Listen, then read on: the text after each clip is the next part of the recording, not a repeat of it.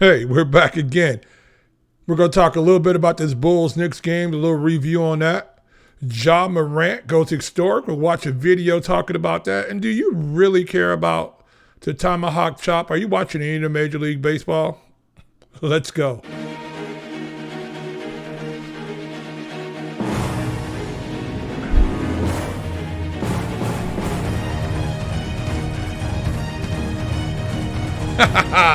Welcome back, man. Welcome back. This is Jay Thomas of the Sizzle. Coming back at you. Am I coming back at you? I don't know if I'm coming back at you, but we're here talking a little sports, man. Having a good time. Friday afternoon, enjoying the day. No snow on the ground yet in Indiana, so I'm loving this. It could rain all it wants to. I don't care about that.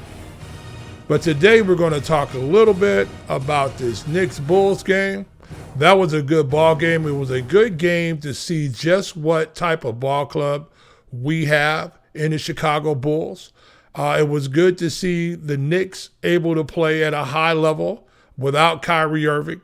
And we're going to go talk later on about some other topics in sport right now that'll make you go, I don't know. I really hadn't thought about it like that. But first, let's get to this Knicks-Bulls video. There's a couple of people who have some strong opinions about what we saw last night. Here we go. Chicago Bulls versus the Knicks. We're going to watch a little video here. This is from SportsNation. Let's go see what they're talking about. Made a driving layup with 57.9 seconds left and shined in Stephen Curry's home building one more time, scoring 30 points as Memphis made it 2 straight thrilling overtime wins against. Hey, Ja Morant is the truth. I mean, I know you're not late to the party. I was a little late to the party. I didn't think Ja Morant was going to be this good. I don't know what he's been doing, what workout. I don't know what's in the water down there with these guys. You know, he was a teammate of Zion Williamson early on in their career when they were 14, 15, and 16 years old when they were playing summer league ball. I don't know what they put in the water down there, what makes these guys jump like that, but Ja Morant is ridiculously athletic. Quick around the basket. That spin move he just pulled off right there, that is just absolute nasty. Ja Morant's the truth. Golden State with a 104-101 win last night. I not call Stephen Curry Steven ever in life. That's okay. It can happen to everybody. What never happens to Ja Morant's a bad game. I got a winner for you. Jaw dropping. Jawbreaker? Oh, with so many candy things we missed here. Ja Morant, the first player in Grizz history to average 30 points through his first 5 games of his season. That's got big. 150 points in his last 5 games. This is Scoring. the real thing you need to know. Ja Morant, clearly the best player in his draft class, not Zion. How do you like? Whoa. Now, we can only say that because every time we look up, Zion Williamson is hurt. Every time we look up. But we knew that was going to happen. We knew that. If you didn't know that was going to happen, a guy 300 pounds who probably has the highest vertical in the game, those knees and those legs just aren't going to hold up. When a guy tears out of his own gym shoe, a brand new pair of Nikes. It's not like my trashy pair of shoes I got from Walmart. He tore through some top flight shoes in college. You knew this was going to be a problem. I hate to see it with Zion Williamson, but I think he's going to be one of these guys who's going to be a human highlight film whenever he plays. The money's going to keep rolling in because of his athletic talent. But I just don't know if we're ever going to see an 82 season out of Zion Williamson. That's sort of sad. Like them apples. I agree with you. There is Ja. There he is. Winner. This emoji and that emoji only for Steph Curry. For every shot he takes where he doesn't even look or even look like he tries. What is going on here? Running floater off 1 foot. Sorry about the video, guys. Like that. That's just what I do. Yeah, did you guys see that though? Steph Curry is ridiculous when he does that. When he's not looking, on this one because I he's can guarantee ridiculous you one about thing that. about Curry. Just he's crazy. not going to dress up like any Star Wars characters because the fourth isn't with him. Yeah, he hasn't been balling Curry out. failed to score in the fourth quarter in 3 straight games. How is that possible that he hasn't been able to score in the fourth quarter? What's going on there? Are we seeing a guy who's just tired, or is he trying to get everybody else involved and doesn't want to take over these games yet? I think it's a little bit of the latter. I think he knows he can score when he gets ready, but it's one of these things. I think he's trying to get everybody ready to go. It's early in the season. He doesn't want to carry this max load like he is. He needs help around him to get it going. They're just looking, let's get into the playoffs. Let's see what we can do. Let's get everybody going. So I think Curry's going to be good later on in the season, but right now, not scoring in the fourth. But these first games, all the games matter, but these first few games, I think they're just filling it out. So, for the first time in his career, I'm not sure what hot take we should take out of that, but we know that he hasn't scored in the fourth time. So there you go. There's no Yoda in him. Well, when he's doing like those no-look floaters off 1 foot in the first, second, and third quarter, there is no try. There's only two. The Knicks managed to survive against a Bulls team that went into last night undefeated. New York led for most of the night, but Chicago did go on a 12-0 run down the stretch. They did surge. The Bulls within 1 point. Julius Randle, at the end of the game, he's going to miss 2 free throws here. That gives the Bulls a chance. And then DeMar DeRozan is going to pull up from mid-range, and he's going to go for the victory. But guess what that is, Fitzy? That would be an air ball. Couldn't drain it. Knicks hand the Bulls their first loss of the season in the house that Jordan built. I got a winner for you here. My winner, warm. Yeah, that was one of those games where you saw the Chicago Bulls early on were playing well. You saw Zach Lavine early was going by people at will whenever he got ready to. We saw Patrick Williams was getting stripped early. That was a bit of a problem with that. We just don't know if this is going to be a situation with the Bulls from here on out. That are they going to be in this problem with Patrick Williams later on? We also know that he's going to be out for the next 3 to 6 months.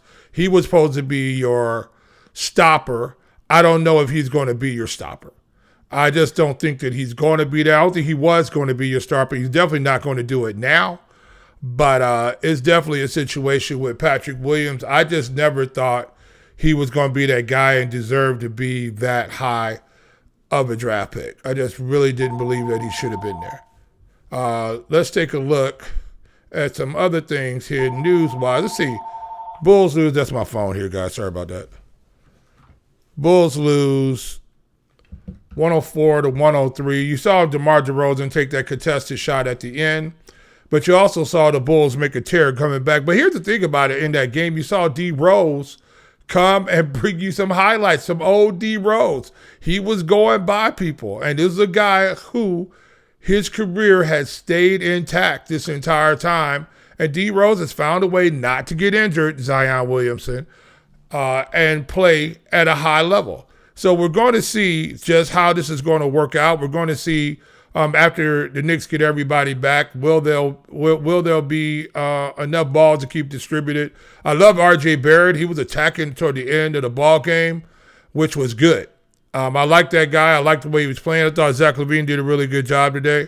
The Bulls are only down by 4 points at half. I just think the Bulls got themselves into a hole a little bit, and they started relying a little bit on the jumper. I think they got to attack a lot better downhill to come after teams and use their athletic ability. So I really believe that's what needs to happen right here. We've got some games coming up tonight. We've got Orlando taking on Toronto. Toronto's giving 8 points. I'm taking Toronto on that. Toronto's been looking good this year. They're going to be tough. What's the other notable games? You got Indiana, Brooklyn. Indiana's been coming off some tough games here. Indiana's got a +8. I would still take Indiana in this. The Nets, I don't know what's going on with that. I don't know what's going on with James Harden. I don't know if he wants to attack or not off that bad leg. That's going to be a problem from here on out. I really believe that's going to be a problem because I just don't think he wants to get hurt again. I think he had to do all he had to do to come back off that leg. And without him, if they don't get Kyrie back on a regular basis here, the Nets are in trouble. And so I'm looking at Indiana to take that game. We got Dallas and Denver. That's going to be a close one out there. We're going to take Dallas and +2 on that. Who else is down here worth anything? Cleveland and the L.A. Lakers. The Lakers, this is looking not interesting right here. I think the Lakers got a little bit of a problem going on. And if they don't get this thing shored up down there, it's very possible you got old man River and them down there, and it's going to be a problem. Let's take a look at that game. Let's see. Cleveland in the first 5 games, they've done really well. They went 3-2, beat Atlanta, Denver, and the Clippers. Colin Sexton's putting up a solid 20. We'll take that. Over 50% shooting. That's nice. Ricky Rubio's been nice. He's been balling out, over 14 points a game. Jared Allen's been looking good, 9 points a game. But the Lakers, though, have been not really impressive. You know, they got defeated by the Oklahoma City Thunder, and who are up by as many as 26. That's the problem now. But is this just old man basketball? We're just trying to save our legs, or is this a problem? Let's see, Russell Westbrook, Anthony Davis, they need to start putting up some numbers. Let's see what else is going on. It's hard to, let's see what else is going on. The Lakers, they got 3 All-Stars on the roster, but until they get everybody out there, I don't know. So we got to wait and see. The Lakers are going to be one of these ball clubs that we got to look at and say, have they gotten old right in front of us? Because that's an old roster right there. That's an old roster. None of them people are going to get carded at the club. You know what I'm saying? Nobody's getting carded at the club over at and they lost really a key ball player, I think, to their ball club, and that is Caruso. Caruso is that super glue that holds everything together, and you're seeing right now that the Lakers are sort of falling apart. This is going to be sort of interesting on what happens over there. Let's talk a little bit. I don't know. Have you guys been watching the baseball? Do you care? I sort of dig the baseball. You know what I'm saying? I'm going to watch a little bit tonight. This series is good between Atlanta and the Astros. The Astros are a good team. Whether they cheated or not, they're still a really good ball club. Altuve's going to bash the ball around the yard. They're going to play really well. But here's the question, though. Why are they pulling starters out of these games now in the second, third, and fourth inning? Back in my day, I'm going way back in my day, but back in my day, not too long ago, starters were expected to go 5 or 6 games in these 5 or 6 innings in these games, and they're not going.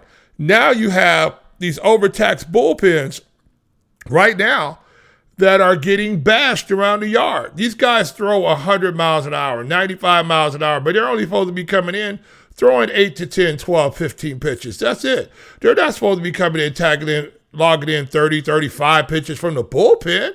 That's not what's supposed to be happening. You got guys like Lance McCullers got 162 innings pitched. He's sidelined with a straight for him. Zach Greinke, 171 innings pitched.